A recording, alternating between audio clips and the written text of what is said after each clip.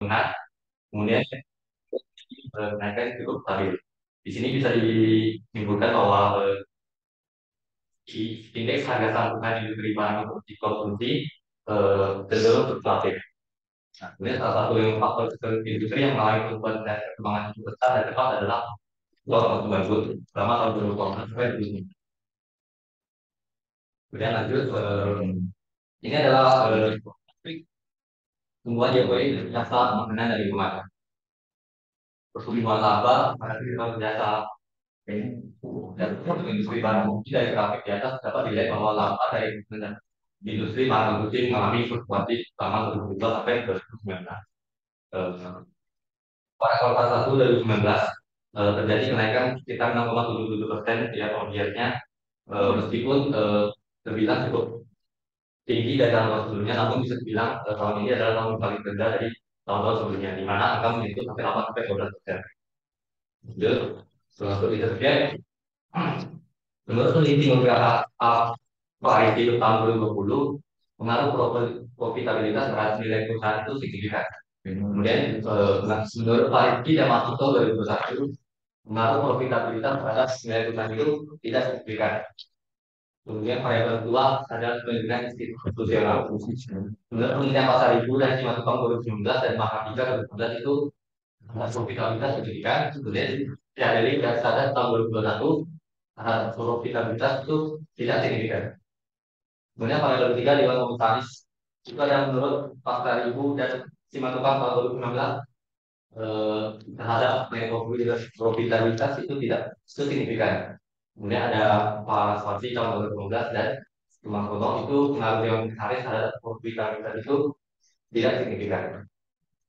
Kemudian ada variabel keempat Dewan Direksi itu menurut Fitria tahun 2015 dan Pratiwi 2018 pengaruh Dewan Direksi terhadap profitabilitas itu signifikan. Kemudian ada variabel keempat Komite Audit itu menurut Syadri dan Syada tahun 2021 tahun 2020 pengaruh Komite Audit terhadap profitabilitas itu signifikan. Kemudian kelima, kepemilikan institusional ada menurut Setiana Dewi tahun 2020 itu pengaruh kepemilikan institusional dan terhadap manajemen itu signifikan. Kemudian variabel terakhir ada komite audit. Komite audit menurut Jokowi karena menurut itu 2020. Menurut yang hari di 2020 dan sebelumnya 2019 pengaruh komite audit terhadap itu tidak lanjut. Yang pertama adalah apakah pemilihan institusional memiliki pengaruh terhadap profitabilitas perusahaan pada sektor dokumen grup terdapat di BPP tahun 2012 sampai 2021.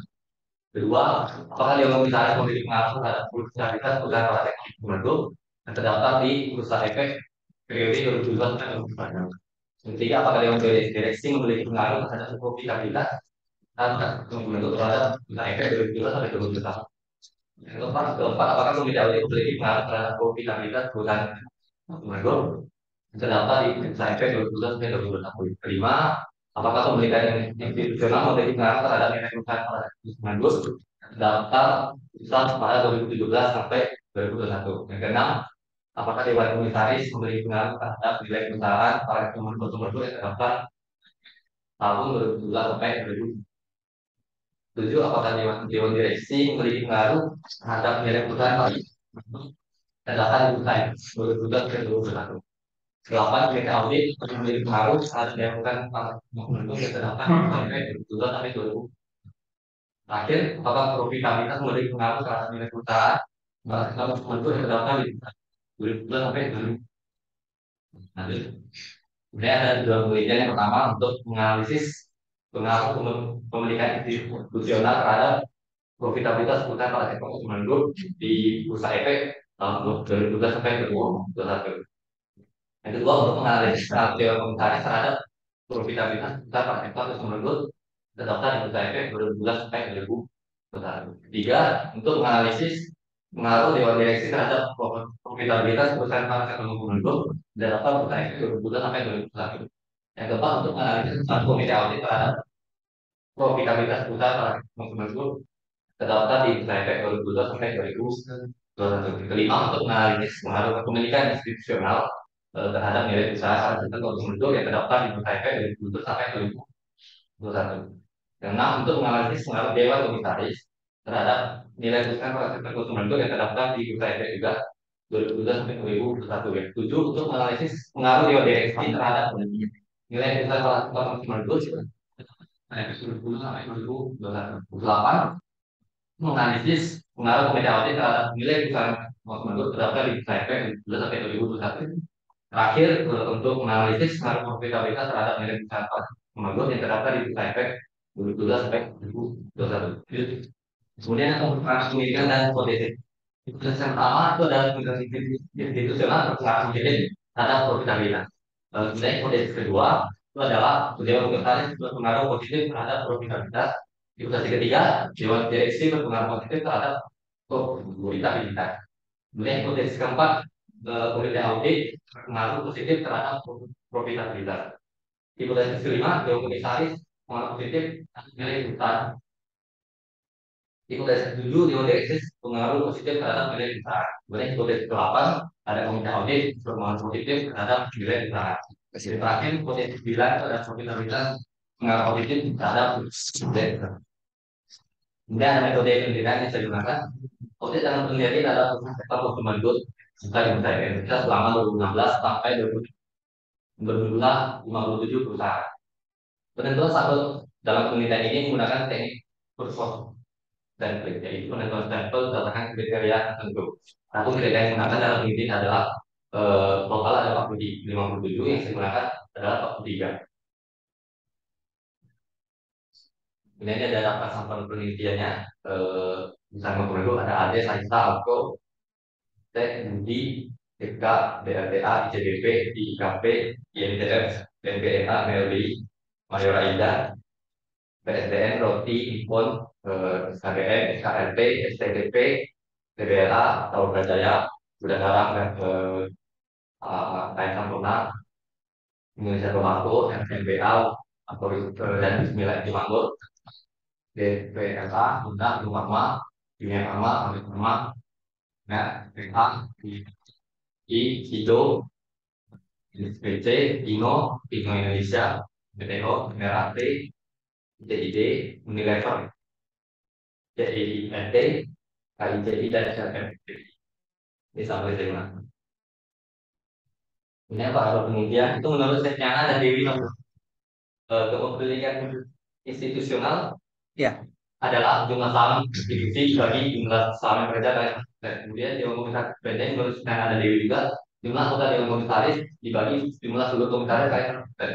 Kemudian TDIR jumlah anggota dewan direksi persen. Kemudian menurut Setnyana dan Dewi lagi, komite audit adalah jumlah komite audit dari luar dibagi jumlah seluruh anggota komite audit kali 100%. Kemudian ROE menurut Hendra itu adalah bersih selama ada dibagi EBITDA. Kemudian Hemat Yantari PBB atau Flexible Value harga per tahun dibagi nilai buku. Kemudian ada analisis berdasar yang digunakan untuk empat. Pertama, jenis sumber data, jenis kuantitatif, sumber data sumber, jenis sumber data dokumentasi dan keuangan. Tiga, analisis deskriptif, nilai maksimum, minimum, dan nilai rata-rata masing-masing variabel. Keempat, uji klasik, uji klasik, pertama uji normalistik, uji multikolinearitas, uji heterogeneisitas. Keempat, uji autokorelasi. Yang kelima, kemudian uji model penelitian ada pertama uji simulator. Kedua, koefisien determinasi. Keenam, analisis restriksi linear berganda. Tujuh, uji hipotesis penelitian atau uji. Sekian sih presentasi mengenai seminar saya. Terima kasih. Oke, silakan duduk. Siapkan alat tulis. Catat apa yang kita diskusikan ya.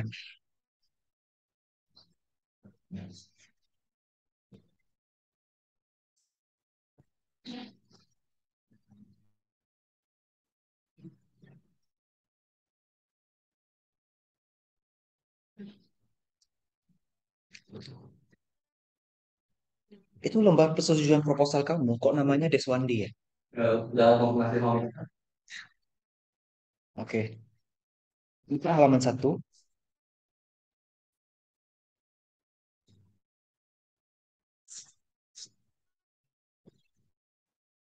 Itu ada istilah dalam bahasa Inggris, itu harus dimiringkan ya. Seperti corporate governance. dan lainnya nanti kamu cek ya. Ya. Kemudian sebelum kamu bahas IHSG, kamu bahas dulu pertumbuhan ekonomi. Pertumbuhan ekonomi dari PDB ya, halaman 5, paragraf kedua, salah satu faktor yang dapat mempengaruhi, udah ketemu? Udah. Itu cuma satu kalimat paragrafnya. Gabungkan dengan paragraf yang di Oh bawahnya. ya, gabung. Ya, halaman 9,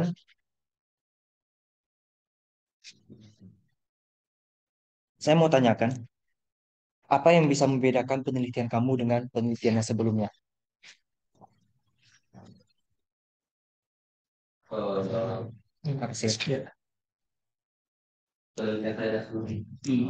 Kalau sebelumnya, ya bisa ya. Kenapa? Jadi itu ya. Enggak. Ini kan ada penelitian Febriana, penelitian Yoza, penelitian si Dewi. Oh, Nah, itu kan mereka sudah meneliti nih duluan. Kamu apa bedanya dengan penelitian mereka? Hmm.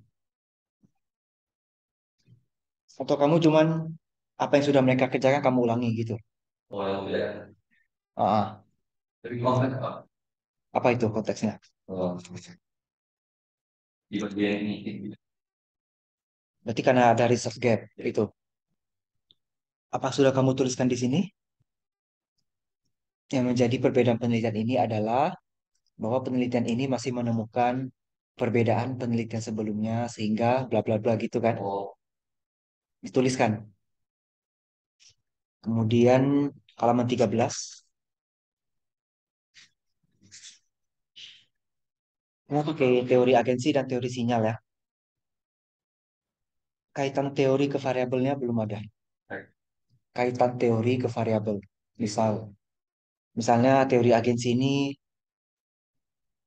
kaitannya ke kepemilikan institusional itu seperti apa? Kaitannya ke dewan komisaris seperti apa? Cukup satu aja. Oh, Teori sinyal juga ya. Kalau teori sinyal itu pasti ke nilai perusahaan arahnya. bukan. Minimal satu. Kalau bisa lebih ya nggak apa-apa. Asalkan masih relevan. Kemudian 18,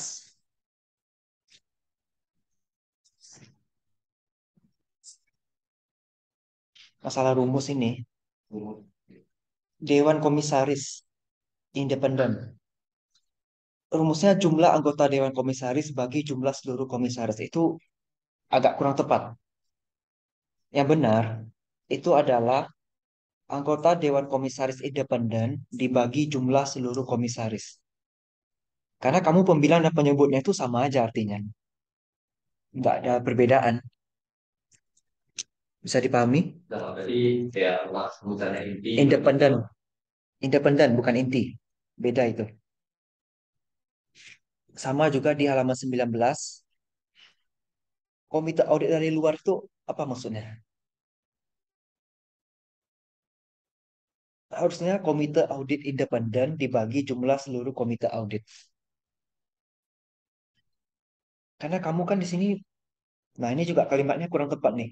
Adapun pengukuran Dewan Komisaris Independen, tapi bawahnya komite audit. Yang Septiana Dewi 2020. Tulisannya komisaris independen, tapi rumusnya kamu tulis komite audit. Ada ketemu? Nah, itu perbaiki. Cek lagi ya rumus-rumusnya ya. Halaman 23,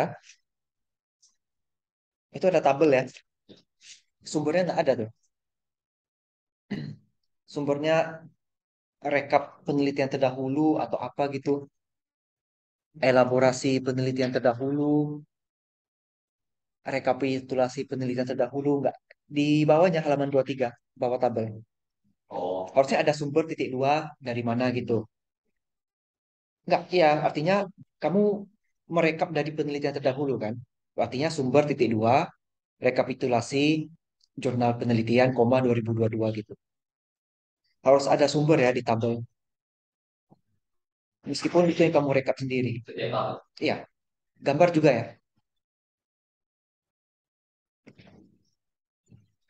Halaman 30.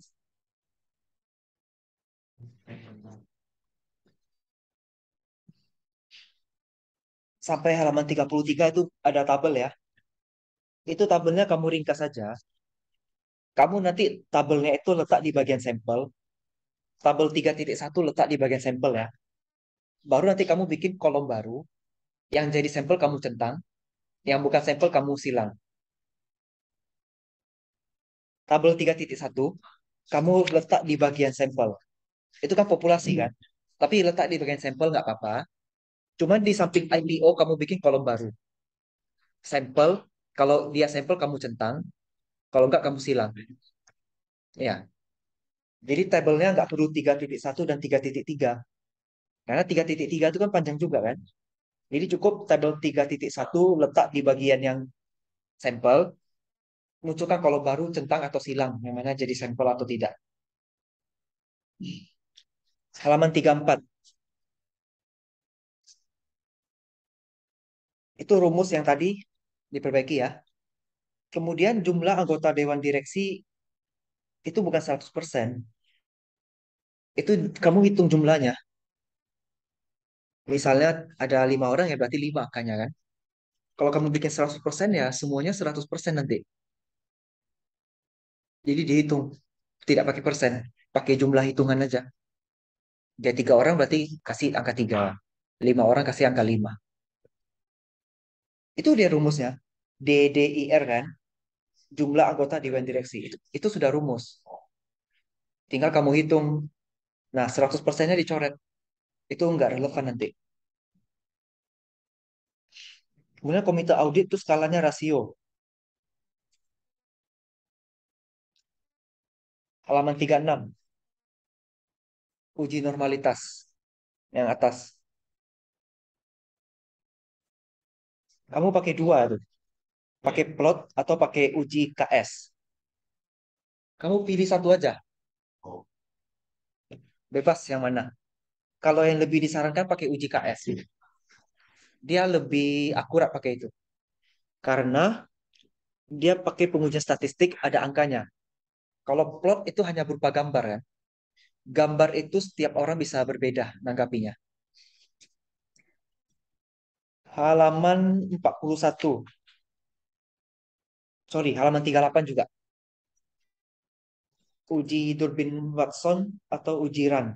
Pilih satu. Halaman 38 yang di atas. Oh, Ada dua kan? ya. Uji DW atau uji RAN. Pilih satu aja.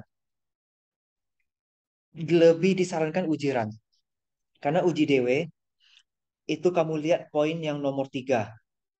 Jika 2 lebih kecil dari D, lebih kecil dari 4 kurang DU, bla bla bla. Oh sorry, yang nomor 4. DL lebih kecil dari D, lebih kecil dari DU atau bla bla bla. Itu pengujiannya tidak meyakinkan. Karena dia di daerah abu-abu itu. Jadi lebih akuratnya pakai ujiran. Lebih bagus. Halaman 41. Daftar pustaka. Itu saya lihat di belakangnya kok masih ada tahun 2020. Amalia itu tahun 2019. Karena tahun itu biasanya sudah di bagian awal, di akhir nggak ada lagi. Ini kemungkinan besar settingan di Mendeley. Settingan di Mendeley kamu, nama jurnalnya cukup, contohnya yang pertama ya, Jurnal Ilmiah Manajemen Bisnis. Cukup ketik itu aja. Terus di bawahnya nanti bikin volume 6. Di Mendeley itu ada tuh pilihannya. Tahunnya cukup yang di awal yang di kan Aprianti Mujino Rinova 2020. Cukup itu aja yang pertama. Kemudian kan di terakhirnya kamu bikin lagi volume 6 nomor 2 Juni tahun 2020. Yang tahun 2020 yang di akhir itu nggak perlu lagi. Ini pasti karena settingan Mendeley-nya. Makanya kayak gini. Itu nanggung itu. Jurnal volume sama nomor tetap. Cuma tahun yang di belakang itu nggak usah lagi. Oke, itu catatan revisi saya. Ada yang mau ditanyakan? Oke, kalau itu saya tanya lagi ya. Teori kamu ada dua tadi. Agensi sama sinyal ya. Halaman 13. Teori mana yang lebih cocok untuk nilai perusahaan? Agensi. Kenapa agensi? Karena agensi ngangkut anggota saya. Anggota-anggota itu lebih tepatnya profitabilitas sama GCG. Agensi itu apa? Ada dua pihak kan? Investor sama manajer, agent dan prinsipal. Agentnya adalah yang orang-orang di GCG tadi. Prinsipalnya adalah investor. Yang mengelola profitabilitas siapa? Agent kan? Ya, Jadi kalau kaitan ke nilai perusahaan itu harus teori sinyal. Sinyal itu kan berarti apapun yang dilakukan oleh perusahaan itu bisa menjadi suatu sinyal yang akan ditangkap oleh investor. Baik itu sinyal positif atau sinyal negatif. Dan sinyal itu digambarkan melalui harga saham. Kamu nilai perusahaan pakai PBV kan? Ada harga saham kan? Itu dia cocoknya. Jadi itu teori sinyal untuk nilai perusahaan. Sehingga di halaman 13, teori sinyal letak duluan. Kamu kan posisinya sekarang agensi baru sinyal. Ditukar. Sinyal duluan. Karena variabel Y kamu yang, ini kan ada Y1, Y2. Kita utamakan Y2 dulu teorinya. Jadi nilai perusahaan duluan. Bisa dipahami? Oke. Dari yang hadir sini ada yang mau tanya ke David? oh, nggak ada Pak. Kalau mau tanya nggak apa-apa. David kan bisa jawab semua. Nggak tahu. Ya. Kalau nggak ada yang tanya, nggak ditutup ini. Minimal satu yang nanya. Kalau kamu, ah, kalau kamu, satu. Kaitan proposal. Tanya fenomena atau apa gitu.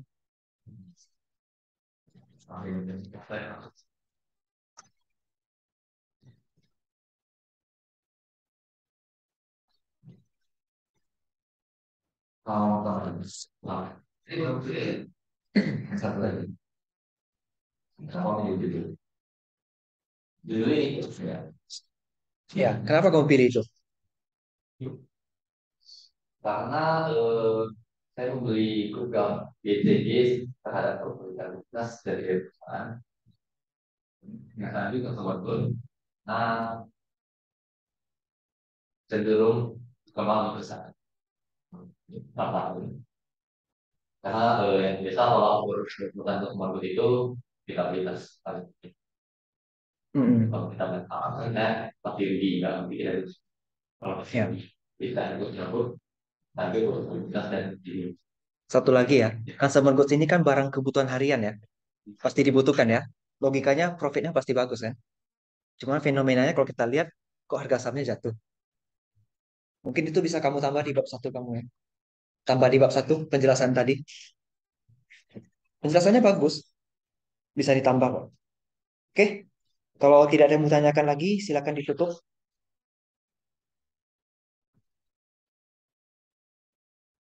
ya, ya nanti pasti mengenai proposal saya dan kata-kata yang salah mau makan.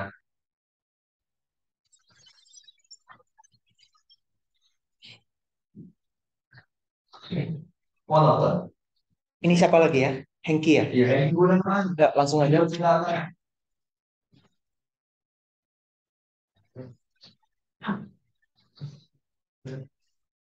Oh, kata ya. Ya, tapi. Kamu lupa. Oh, nah,